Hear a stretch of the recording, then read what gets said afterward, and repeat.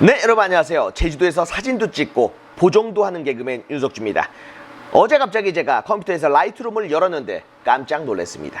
얘들이 뭔가 능력치를 한 개 더 추가를 했다고 하는데 그 능력치가 사실 별거 아닌 경우가 많잖아요. 우리가 실사용하는데 그렇게 필요하지 않은 경우가 많습니다. 어떤 회사든 간에 뭔가 업그레이드를 해줬다, 뭔가 펌웨어 업데이트를 해줬다 해서 봤는데 별게 아닌 경우가 상당히 많습니다. 특히 EOS R의 첫 번째 펌웨어 업데이트는 많이 실망스러웠죠. 그런데 두 번째 펌웨어 업데이트는 조금 괜찮았어요, 캐논.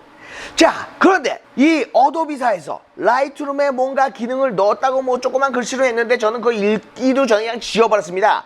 그리고 나서 라이트룸을 딱 여니까 뭔가 기능이 하나 더 생겼어. 어허, 이게 뭐지? 그 기능은 바로 texture 기능입니다. texture가 뭡니까? 예, 질감이죠, 질감. 질감을 어떻게 올려준다거나 내려준다거나 이렇게 한다고 하는데 사실 이게 가능할까? 이런 생각을 했어요. 자, 이 사진은 혜연님이 샤워를 하고 있는 그런 사진이죠. 이 사진에서 약간 좀 우리가 봤을 때 좀 아쉽다는 부분이 뭘까요? 네, 노출차가 상당히 크죠. 그러기 위해서는 일단 이 노출차를 조금 줄여볼게요. 밝은 영역을 확 줄여버리고 어두운 영역을 확 올립니다. 그래요, 밝은 영역을 너무 내렸더니 좀 둔탁해 보이는 사진일 수가 있어요. 그래서 흰색 계열 살짝 올려줍니다. 그죠? 그 다음에 검정색 계열 약간 낮춰줘요. 이렇게 해야지 뭔가 그 사진이 명확해진다는 사실을 여러분들은 알고 계시죠? 자, 요 정도만 해도 조금 명확해졌는데 그래도 약간 좀 하늘이 둔탁하니까 흰색 계열을 조금 더 올려봅시다. 네, 요 정도까지만 올려도 뭐 전보다는 상당히 그 명확한 사진을 볼 수 있어요. 여기서 우리는 여기 보면은 물방울이 튀기는 이 드라마틱한 광경을 좀 더 예쁘게 만들기 위해서, 좀 더 드라마틱하게 보여주기 위해서 그동안 어떤 짓을 했습니까? 네, 여기 있는 부분 대비를 올렸었죠. 이런 식으로 부분 대비를 많이 올려볼게요. 올리면 약간 좀 이런 드라마틱한 사진이 보여집니다. 자, 전과 후, 전과 후. 보통 우리는 부분 대비를 많이 사용을 했습니다. 이 부분 대비에 대해서 다시 한번 제가 여러분께 설명을 해드리자면, 이 위에 보면 대비가 있어요. 대비랑은 또 달라요. 대비는 뭐예요? 네, 밝음과 어두움의 대비를 아주 극명하게 만들어주는 겁니다. 극명하게. 밝음과 어두움의 극명한 대비를 만들어주는 게 이 대비인데, 너무 이 사진 자체가 극명하게 대비가 되니까 그 다음에 만들어진 기능이 부분 대비예요. 밝음과 어두움 사이에 중간 톤들이 있잖아요. 쉽게 얘기하자면 화이트와 블랙이 있으면 그 중간은 뭐예요? 그레이. 그레이가 있죠. 그레이를 좀 더 명확하게 만들어주는 기능을 하는 게 바로 부분 대비죠. 부분 대비를 올려줍니다. 봐요. 어때요? 부분 대비를 올려준 거랑 대비를 올려주면 그렇게 이쁘진 않죠. 하지만 부분 대비를 올려주면은 그래도 좀 더 명확한 사진이 됐어요. 그래도 부분 대비의 단점은 여기에서 나오죠. 지금 사람의 팔과 바깥의 그 배경 그 사이를 명확하게 해주기 위해서 여기를 대비를 더 줬기 때문에 지금 보세요. 그라데이션이 이상하게 들어가 있죠. 그러니까 이 하늘이 똑같은 색이어야 되는데 여기 약간 좀 피사체와 하늘을 분리하기 위해서 그 중간 톤을 확 이렇게 분리를 시켜버리려고 얘네들이 이런 어거지를 쓴단 말이에요. 하여튼 뭐 이것도 그동안 아주 좋다고 썼던 그런 기능이에요. 하지만 이 부분 대비를 끝까지 올렸을 때는 너무나 이질적인 그런 HDR적인 그런 느낌이 많이 났어요. 그래서 부분 대비를 어느 정도 올렸냐면 많이는 안 올렸어요. 하여튼 이 정도만 올려도 우와, 우리는 정말 많은 질감을 얻을 수 있었다라고 생각을 했는데, 이제는 이 위에 텍스처 기능이 생겼습니다. 이 텍스처 기능을 제가 한번 올려보도록 하겠습니다. 짠! 우리 혜연님의 등에서 물이 막 흐르고 있는데 이걸 더 드라마틱 하려고 했으면 지금까지 어떻게 했다고요? 부분 대비를 올렸죠. 이런 식으로. 근데 이것도 약간 좀 사진이 아닌 그림 같은 느낌이 들죠. 자, 그래서 이게 아닌 자, 텍스처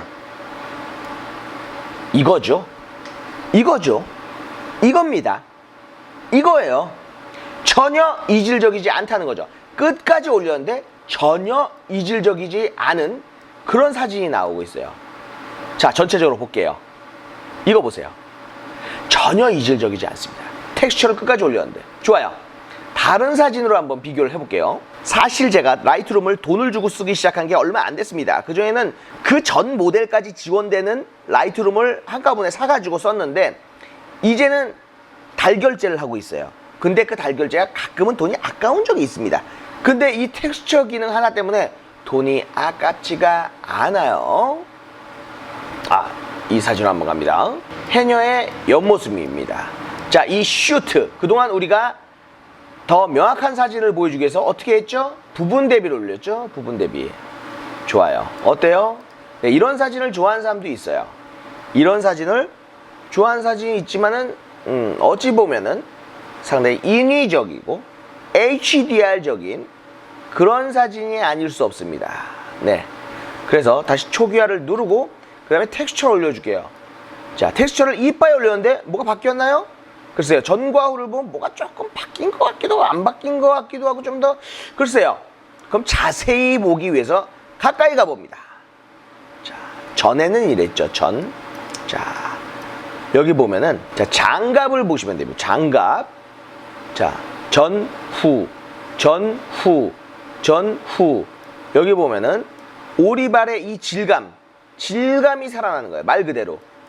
여기 보면은 이 슈트의 질감, 이 슈트의 질감을 살리기가 쉽지 않아요. 근데 질감이 살아났어요. 살아나면서 약간 좀 색감도 변해요. 이게 질감이 좋아지면서 그 안에 있던 색깔까지 나와버리는 거예요.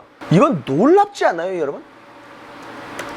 아주 놀라워요. 망망대해 해녀님들이 막 떠있죠. 여기서 우리가 명확한 사진을 위해서 그동안 어떻게 했죠? 부분 대비 올렸죠. 네, 역시 올려주니까 이질감이 팍팍 들죠. 전후 이질감이 들어요. 뭐 이걸 좋아하는 사람들도 당연히 있었겠죠. 자, 부분 대비를 올려주면 어떻게 된다고요? 네, 중간 톤, 이 중간 톤의 밝고 어둠이 더 극명해지는 게 부분 대비예요. 밝고 어둠의 극명함이 뭐라고요? 부분 대비예요. 자, 근데 요것도 약간은 필요했죠. 그런데 이런 좀 더 디테일을 살리기 위해서 그동안 어떤 행동을 우리가 했냐 하면은 제가 했죠. 선명하기를 올려요. 선명하기. 근데 이 선명하기는 입자를 갖고 노는 거예요. 입자. 샤프니스. 이 해녀님의 얼굴이 살아나는 샤프니스가 살아나요. 근데 약간 좀 애니메이션 같은 그런 느낌이 들죠. 얼굴이.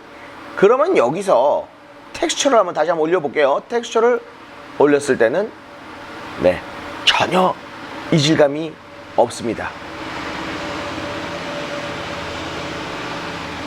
물론 우리가 다시 보정을 할 때 텍스처도 쓰고 부분 대비도 쓰고 샤프니스도 조금씩 조미료처럼 넣게 되겠지만은 텍스처를 저는 좀 많이 올릴 것 같은 그런 느낌이 듭니다. 그리고 또 한 가지 아주 혜자스러운 그런 용도를 한번 알아보도록 할게요. 자, 제 얼굴입니다. 텍스처를 최대한 올리면 막 얼굴에 잡티가 엄청 보이죠. 그런데 이거를 반대로 하면은 뽀사시한 게 왠지 그 프로그램 있잖아요. 포트레이처를 쓴 것 같은 그런 느낌이 드는데 포트레이처는 비싸잖아요. 자, 이럴 때는 어떻게 하느냐. 자, 오른쪽 위를 보시면은 네, 이게 마스크 트리스, 마스크 이거는 뭐냐면은 이렇게 칠해주면 돼요. 칠해주면 돼.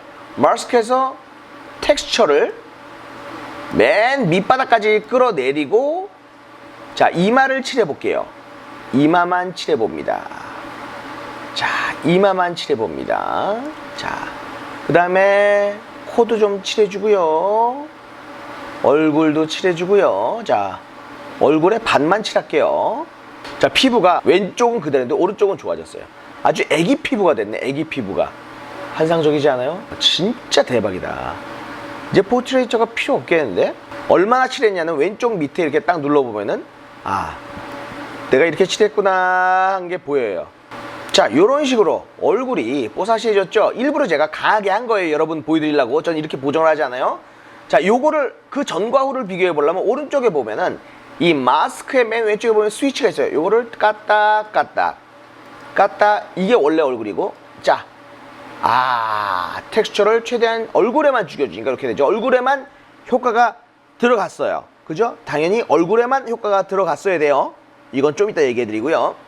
자, 여기서 좀 더 자연스럽게 가려면 극명하게 아주 애기 얼굴을 만들어준 다음에 텍스처를 살짝 올리면은 자연스러운 얼굴이 되겠죠.